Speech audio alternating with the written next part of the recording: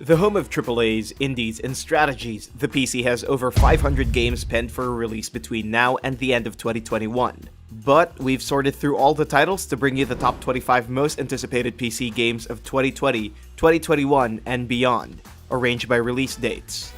For the complete list of upcoming titles, visit our website at whattoplay.com, link in the description box below. Be sure to like, share, and subscribe, and don't forget to hit that notification bell. Iron Harvest. This game first garnered attention for its aim to digitally portray the dieselpunk paintings of Polish artist Jakub Rosalski in an RTS environment. Years later, we finally have a release date, and from the looks of their latest trailer, it seems Iron Harvest won't be as bleak and quiet as we thought. Not only are there gonna be mechs and heavy artillery, there's also gonna be explosions and a lot of RTS action. It's releasing this September 1st. Crusader Kings 3. Strategies form such a big part of the PC's history, and one part of that history is returning with a brand new title. Crusader Kings 2 remains one of the PC's top strategy games, and with this third installment, they're bringing back their signature medieval grand strategy formula, packed with more RPG elements, characters, and UI improvements. It's coming out on September 1st. Kingdoms of Amalur: Re-Reckoning. We're about to witness THQ Nordic's refinement of one of the 2012's best received titles. As a remaster, Re-Reckoning will let you explore the lands of their RPG adventure with improved visuals, gameplay, and all of the game's DLC releases. It's definitely gonna be the definitive experience of an old hit, so if you haven't checked it out yet, you'll get your chance when it comes out this September 8th. Stronghold Warlords. Another popular strategy game, this time from Firefly Studios. Following the success of their previous Stronghold titles, their latest entry takes us to a new environment, particularly in Asia, among Khans, Shoguns, and Warlords. Aside from the exciting content, it's also going to be their most gorgeous title yet, with visuals that show off a new level of graphical quality for the series. It's releasing this September 29th. Everything we've done has led to this. Finish those Vanguard scum! Star Wars Squadrons. Previously known as Project Maverick, EA has unveiled its latest release based on the Star Wars film franchise. In Squadrons, you'll get full control of the iconic starfighters, whether X-Wings or TIE Fighters, and steer them to victory in 5v5 dogfights. Aside from the multiplayer, it also has a single-player campaign set around the end of the Galactic Civil War. More details are sure to come up before its multi-platform release this October 2nd.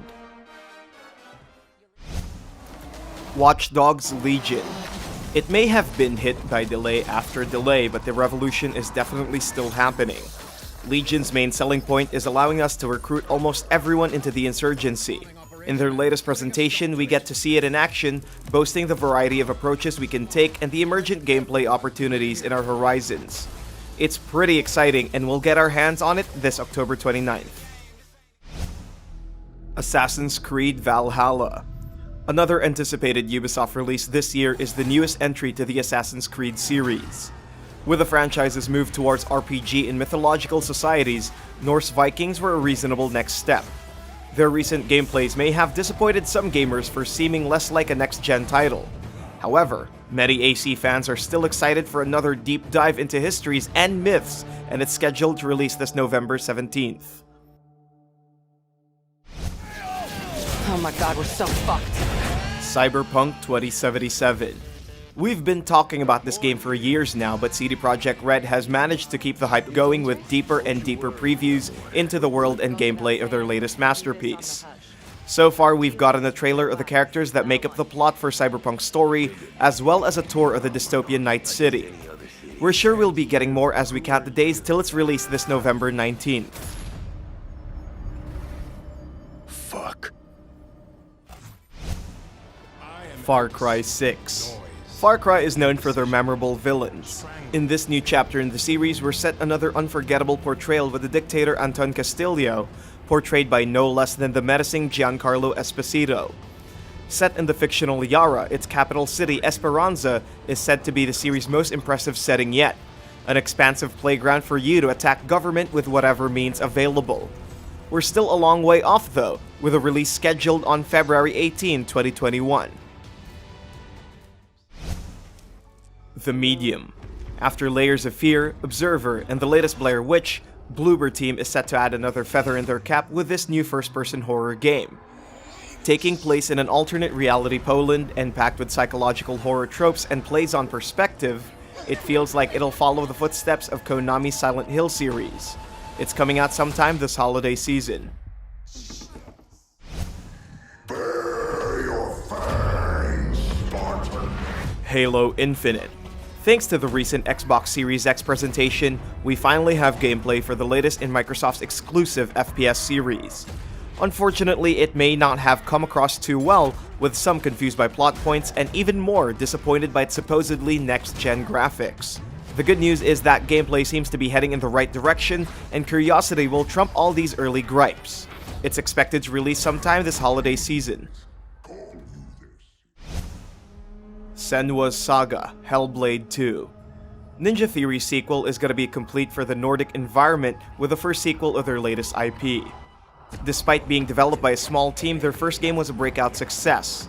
With Hellblade 2, we'll get a continuation of Senua's compelling story, and from the looks of their gorgeous trailer, it looks like her demons have come loose and the action is about to ramp up. It's set to release sometime this holiday season. World of Warcraft: Shadowlands.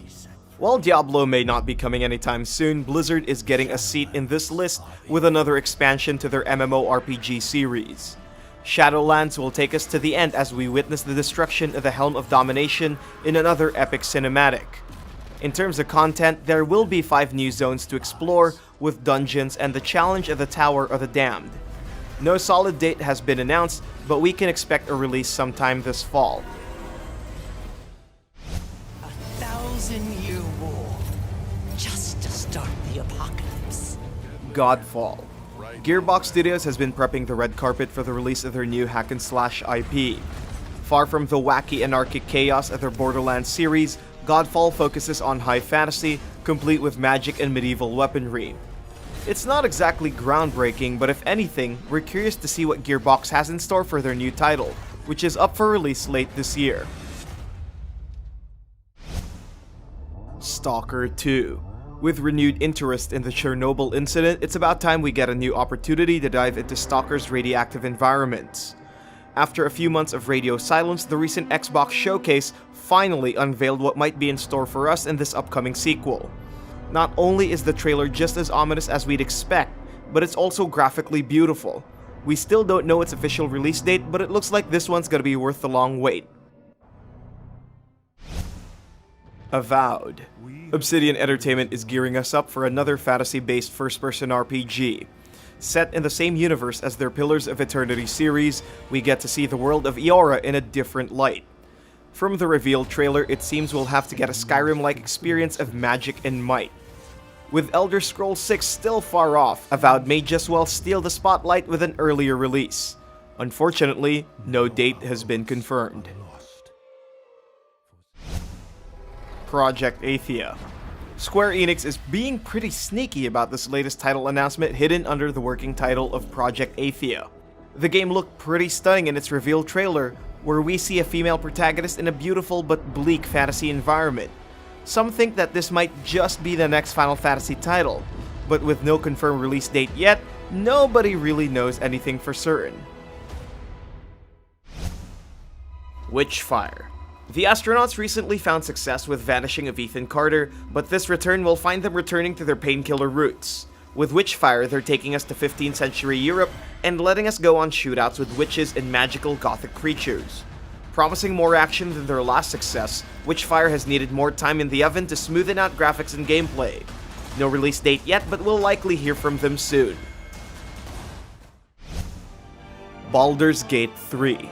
Larian Studios has been dominating the RPG scene since the release of their Divinity series, so it was a no-brainer to let them handle the revival of a classic RPG. Bringing the magic back with their own interpretation of D&D's 5th edition, choose your classes and build up your character to fight against the brain-hungry Mind Flayers. The early access is officially not hitting this August, but we'll have the actual release date soon, and we can't wait to try it out.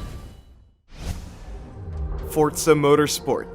The first Forza Motorsport title for the new gen. Their official announced trailer showed very little in terms of what to expect from the game, but judging by their footage captured within the engine, It looks like we're hitting peak realism really soon. It's still all veiled in mystery, and we can only hope for more details very soon. Our world has a rhythm. We all sense it. Everwild. Breath of the Wild-like graphics are definitely in, and this upcoming Microsoft exclusive from Rare is making use of the charming aesthetic to portray a fantastical wilderness.